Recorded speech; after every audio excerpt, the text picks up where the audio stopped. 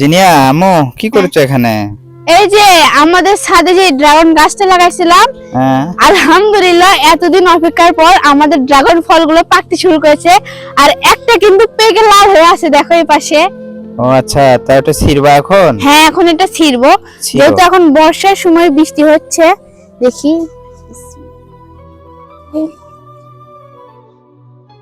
অনেক শক্ত। আল্লাহ আল্লাহ, মাশাআল্লাহ মাশাআল্লাহ, কত সুন্দর একটা ড্রাগন ফল।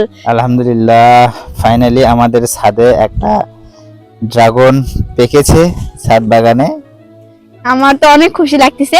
চলো আম্মু, এটা আমরা এখন সবাই ভাগ করে খাই, যেহেতু প্রথম একটা ফল, আমাদের ছাদের প্রথম একটা ফল, এটা আমরা বাড়ির সবাই মিলে ভাগ করে খাবো। তোমার দাদাকে দিবা, তোমার দাদিকে দিবা, বাড়িতে আমাদের যে কয়জন মেহমান আছে এই ফলটাকে তত কয়টা পিস করব, সবগুলোকে, যে কয়টা সদস্য আছে আমাদের বাড়িতে সবাইকে একটু একটু করে দিবা। কি কারণে?